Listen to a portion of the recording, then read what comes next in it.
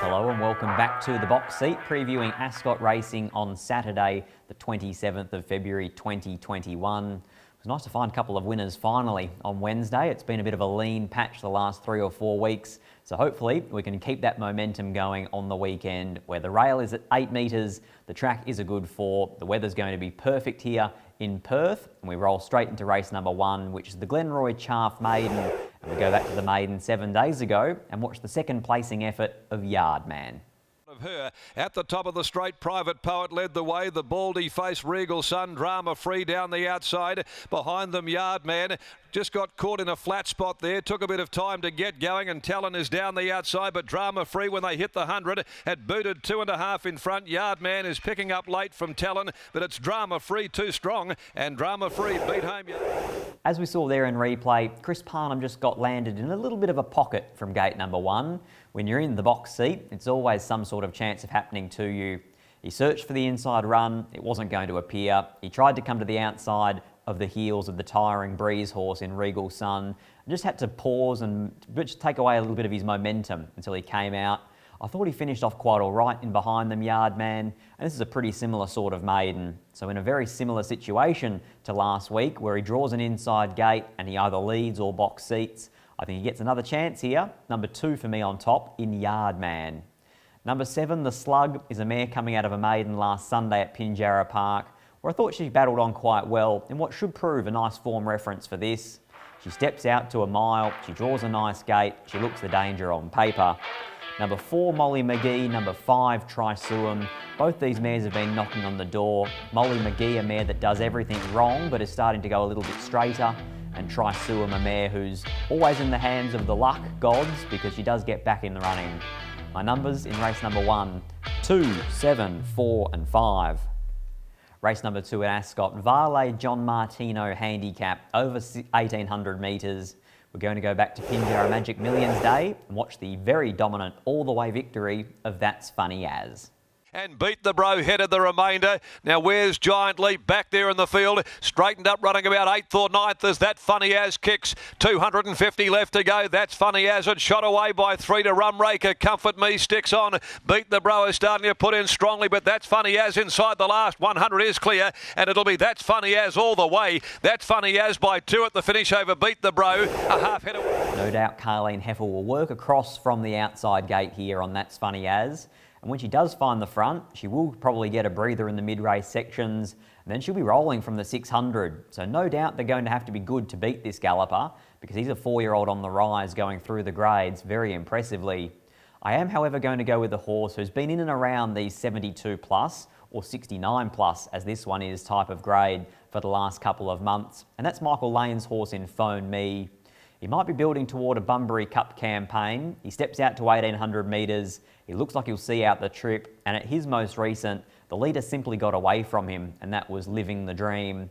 I think the difference here is that Chris Parnham can have Phone Me midfield in this race as opposed to back marking at his most recent, and provided he turns within 2 or 3 lengths of this leader, and That's Funny As, I think he's got the firepower to get over the top, but it is a pretty close assessment from me.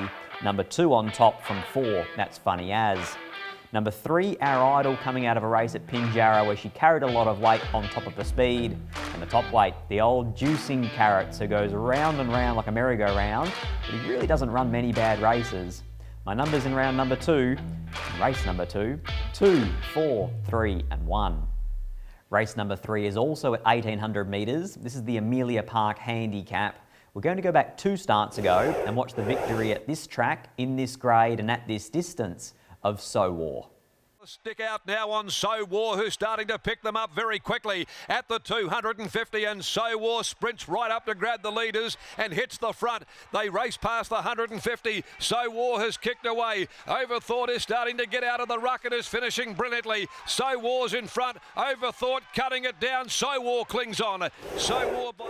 I'm mainly willing to put a line through the last run of So War because he settled in the back half on a day at Pinjarra where it was tough to make ground, and in a race where the first 1,600 metres was 11 lengths slower than average.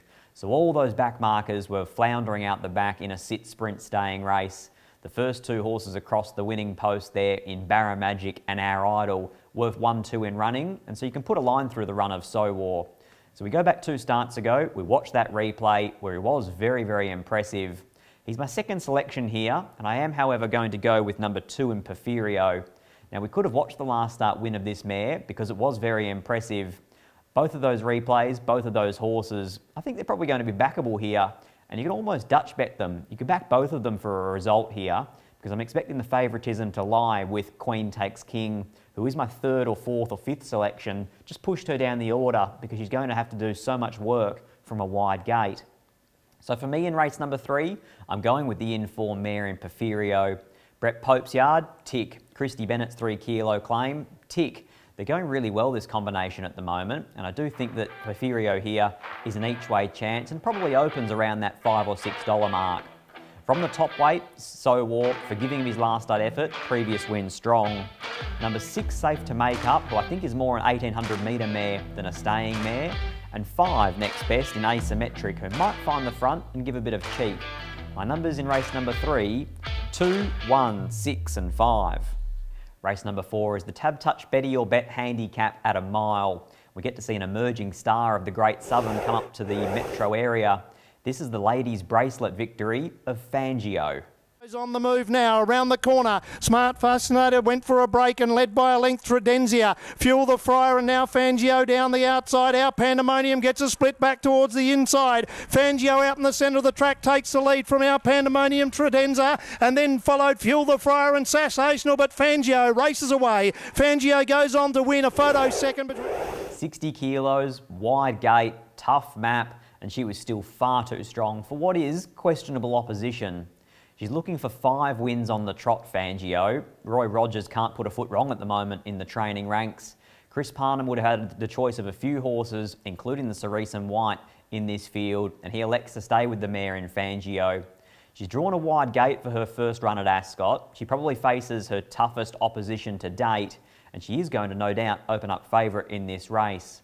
I'm going to tip her for second here because I'm sticking with Seminole Brave, who we've been following through his preparation for Gino Paletti. Only 7 days ago, he drew a wide gate. He did it tough in the first 600. He then was able to come back underneath Sean O'Donnell, make a second run at them, and I thought he really did run a really nice race. He backs up, he draws the inside gate. He should get the box seat run, whereas Fangio will have to come out wide and do it tough. So I'm going to go with the second favourite here in Seminole Brave to cause the minor upset over the emerging talent that is Fangio. Number 5, Giant Leap of the Cerise and White. We haven't seen this horse since Pinjarra when he was back in the field in a replay we watched earlier behind That's Funny As. Number 1, My Greek Boy, a last start winner down at Albany. For these Great Southern pair, they both have to be in the mix coming up to the metro area. My numbers in race number 4, 6, 2, 5 and 1. Race number 5 is the first of the features out at Ascot. It is the listed Lex Piper Stakes for the 3-year-old colts and geldings over a mile. We're going to go back and watch the Challenge Stakes. So we're watching in 3rd place, Western Empire, and in 4th place, MTA.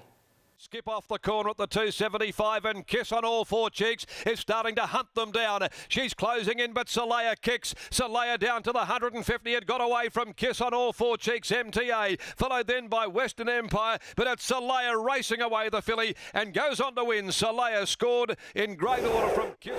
What we don't get to see in that replay there is the first section of the race where Chris Parnham had his hands full sitting leaders back with Western Empire. He was throwing his head around, he was pulling awfully hard, and in the end I think that probably was the difference between him finishing 3rd and 2nd because he did run his race in the first 1,000 metres. There was no speed in that Challenge Stakes. There is a little bit more speed in this Lex Piper Stakes. The likely leader, MTA, but more importantly the breeze horse here in Castillo del Lago from Michael Lane's yard. Between them, they should put on enough pace, and that would leave, in the map scenario, a really nice trailing position for Western Empire. I think he's one of the better bets on the program. He is our early favourite in all-in markets for the WATC Derby over the Ascot Autumn Carnival, and he does look to have a big ceiling, this horse. He's ever improving. Number 3, Western Empire. Number 1, MTA, the best suited horse in the set weights and penalties conditions.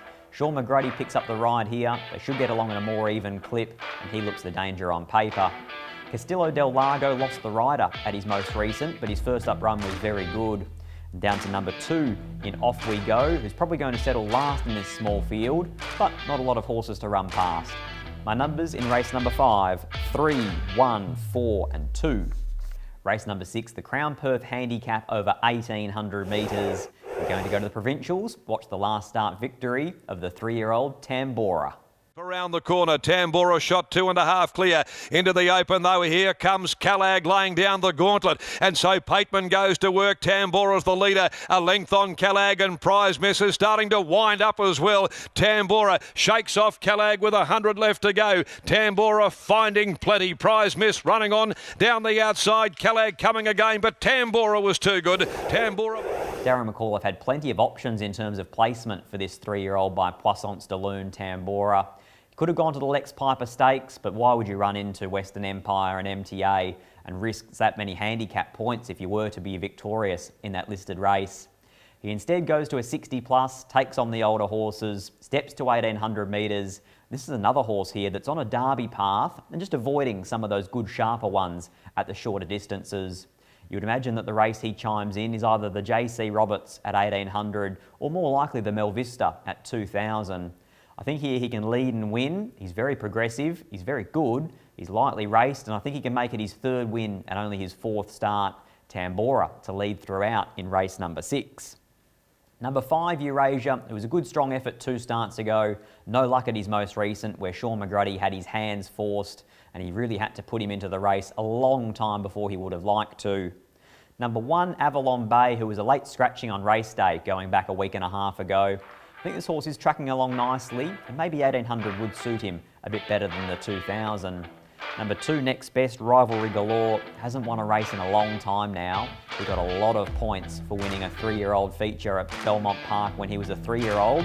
He's now at an awkward part of his career, but I thought I saw a little something last start. My numbers in race number 6, 6, 5, 1 and 2. Race number 7, the Schweppes Ascot 1,000 Guineas. How can you not be impressed with this filly, Soleil? She's been up for a long time. She's still going incredibly well. This was her first black type victory in the Challenge Stakes. Skip off the corner at the 275 and Kiss on All Four Cheeks is starting to hunt them down. She's closing in, but Soleil kicks. Soleil down to the 150. It got away from Kiss on All Four Cheeks MTA, followed then by Western Empire, but it's Soleil racing away the filly and goes on to win. Soleil scored in great... In the end, Soleil's won that race by a length and a half over a black type filly herself in Kiss on All Four Cheeks, beating home Western Empire, an even money favourite for the Lex Piper, beating home MTA, the second favourite in the Lex Piper as well. She takes on a lot of Cerise and White horses here who are coming out of maidens and Class 1 races in the provincial area. Doesn't look to be as much depth in this race, the Ascot 1,000 Guineas, as there was in the most recent run in the Challenge Stakes. You'll find a lot of these Ascot 1,000 Guineas races are won by horses sitting up on speed, and one of them here is Soleil, the favourite. I think she actually leads this race because there's no tempo in it. Lucy Warwick is one of the better front-running riders in Western Australia, and if she turns this into a sit sprint, good luck beating her at set weights and penalties. 56 kilos a luxury. She's going to be my best bet. Race 7, number 1, Soleil. Number 3, Chicklet, who beat Born to Try at her first up run at the provincials. We made Born to Try the best bet on the box seat on Wednesday, and she duly saluted. So the form is good, and this is a progressive Tavistock filly. Number 5, Testing Love, one of the Cerise and White horses. Number 8, Sprightly Star, another Cerise and White horse. They're drawn gates 9 and 10 respectively. They're not going to get any luck, but they do both look quite progressive. My numbers in the feature, the Ascot 1,000 Guineas of 2021, 1, 3, 5 and 8. Race number 8, the Ascot Autumn Racing Carnival is coming handicap. This race is going to be a wide open affair. We're going to Pinjarra to the Pearl Classic to watch the victory of London Miss. Lulu, London Miss angling to the outside. Jaguar Grey headed the remainder. Danny Blue is the leader. They come down past the 250. Danny Blue in front, being tackled on the outside by Cocky Joy. Cocky Joy, Danny Blue. London Miss is starting to erupt on the outside as well. Here comes London Miss. Further back is Pleto, making ground at the rate of knots, but London Miss has won the Pearl. Lucy Warwick rode that day and gave London Miss the world perfect run. From the draw here, with Carleen Heffel returning to the saddle, she gets some weight relief. She should get a near-on identical run in transit. And she's going to go around each way. In fact, this race really should be each way the field. There was another run that day of a horse that we can see earlier in replay in a race that was won by That's Funny As, who wears the colours of Oakland Park stud, and that's Beret here, this mare of Adam Durant's. She came charging down the outside in a race that rated absolutely through the roof. If Mitchell Pateman, who's got a really good book in the latter part of the card, can give her a nice ride midfield with cover, I think it's each way all day here with Beret. I think she can break through at Ascot in race number 8. Number 7 for me on top, Beret. 6, Rumraker, who comes from that exact same replay and that exact same race as Beret behind That's Funny As at Pinjarra. This horse really has come of age in the last couple of months since changing stables. Number 5, London Miss, the replay horse. Very hard to knock her. She's always an each way chance. Number 3, Tommy Blue, just starting to have a little bit of patience wearing thin with this mare, and the jury is out on just how genuine she is. My numbers in race number 8, 7, 6, 5 and 3. Race number 9, the Byron Bay Premium Lager Handicap over 1,000 metres.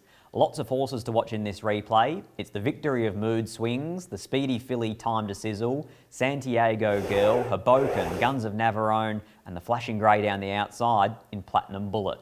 All cleared out.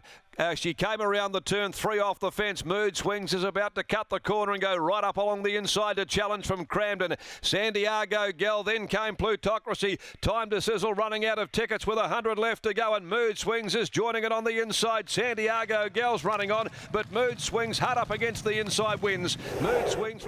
That is the obvious form reference that we just watched there in replay. So many of these horses that are going to be in the market all come from the same replay. I'm going to go with the mare of Simon Miller's in Platinum Bullet, who was the grey, flashing right down the outside. It was eye-catching stuff her last furlong. She was drawn a wide gate that day, whereas she's drawn a middle gate here. If Mitchell Pateman can settle her a couple of pairs closer, and she can reproduce that late finishing burst, with a 2 kilo weight swing on Mood Swings, and meeting a mare, should I say, like Time to Sizzle at level weights, I think she's the one here. She can burst home in the last, and it's Platinum Bullet for me, number 7.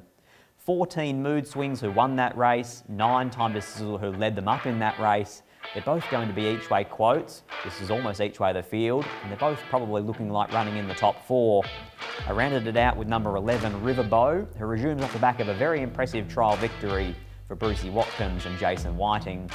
My numbers in the lucky last, 7, 14, 9 and 11. Best bets for Ascot on Saturday, the 27th of February 2021. We're going to the features, Lex Piper Stakes and the Ascot 1000 Guineas. Race 5, number 3, Western Empire. Race 7, number 1, Salaya. Ascot Autumn Racing Carnival just around the corner, and racing next Sunday at Ascot. Make sure you get your tickets at perthracing.com.au.